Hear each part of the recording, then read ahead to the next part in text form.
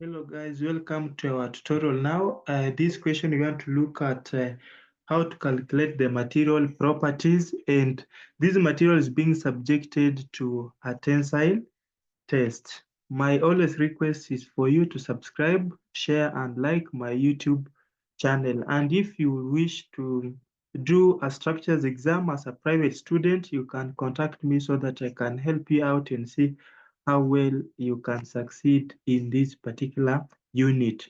The question is a tensile test was conducted on a mild steel bar and the following data obtained from the test: diameter of steel bar 35 millimeter, gauge length of the bar 300 millimeter, load at elastic limit 300 kilonewton, extension at the load of 200 kilonewton 0.5 millimeter, maximum load 500 kilonewton, load of failure 460 kilonewton, total extension 100 millimeter, and then finally diameter of the load at fracture 23 millimeter. The questions we need to solve are: determine the Young's modulus, which is capital E. Now, how do we calculate Young's modulus?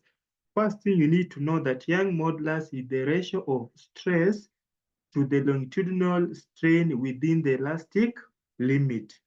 And now, how do we calculate stress? Stress is given by load, which is we use P divided by area. Now, what I want to tell you this, the value of load we use to calculate the Young modulus is the value of load where they have given extension. Take this.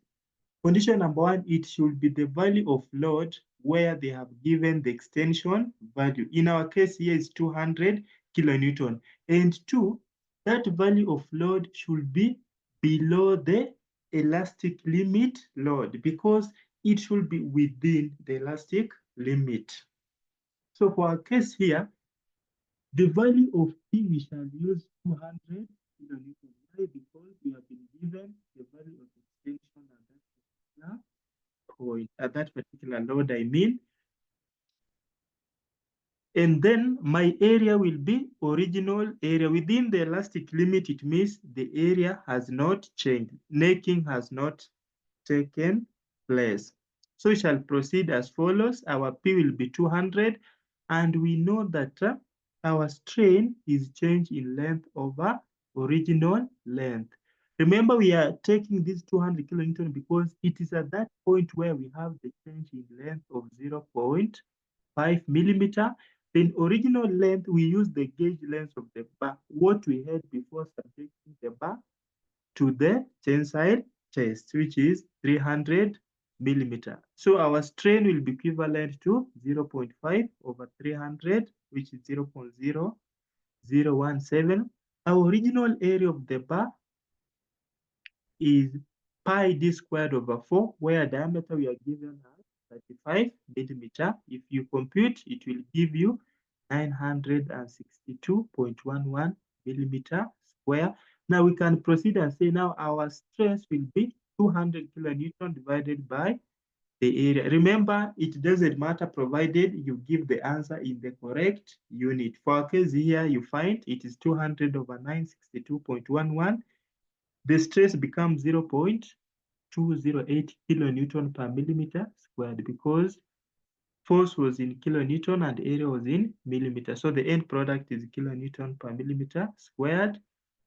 Then the Young modulus E now will be given by, as we said, stress within the elastic limit divided by the strain, which is equivalent to 122.28 kilonewton per millimeter squared. I hope you understood what I said. First of all, the value of force used to calculate the stress for using the Young modulus should be the value of force where extension has been given, because you will need strain, which is equivalent to that extension at that particular load, divided by the original length of the bar before being subjected to the test. Then you proceed.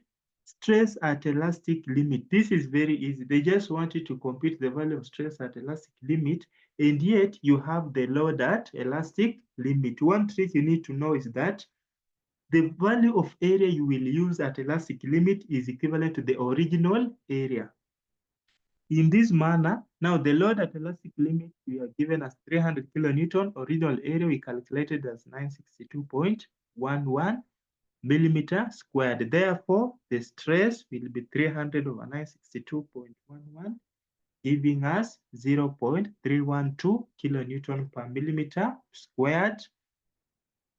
Then we move to question number 3, percentage elongation. Percentage elongation here. Now here you need to be careful. Percentage elongation will be equivalent to elongation divided by the original length. But check this data here. We have total extension. This total extension is same as total elongation. So don't confuse how we did the value of strain. Now here we shall come to a total extension, which is 100. We divide it by 300, which is the original length. So this bar has increased by 100 millimeter due to the application of the loads. This will imply 100 over 300. We are told to give us a percentage that will be at 3.33%. Then we have percentage decrease in area. Remember, uh, when a material is subjected to tensile test or tension, it undergo what we call necking. Necking is whereby it reduces in the cross-sectional area but increases in length because the quantity of matter is fixed. If the diameter reduces, the length has to increase to compensate. Now, percentage decrease in area is very simple. You just take the square of original diameter or initial diameter of the bar minus the square of the diameter at failure or fracture over the square of the original diameter of the bar. You multiply by 100%. In this case, we take 35 squared minus 23 squared divided by 35 squared multiplied by 100 to convert it as a percent. So it has reduced by 56.82%. So here should indicate reduced by decreased by this because, or you can do the other way around whereby you take the diameter of the fracture. Now it will give you a negative to indicate it is a reduction. But either way, the value is correct, is by 56.8%. Then ultimate stress.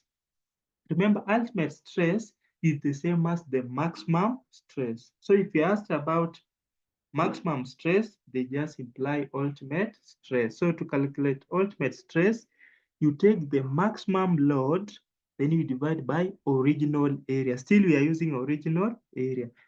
From the data, maximum load is 500 and our original area is 962.11. If you compute, you will get your ultimate stress is 0.52 kilonewton per millimeter squared.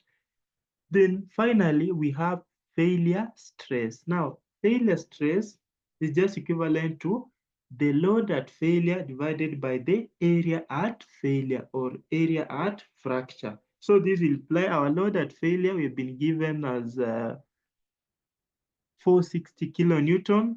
And then our area at failure, we look at the diameter. Diameter is 23 millimeter, meaning we compute pi d squared over 4, which will give us 415.48 millimeter squared.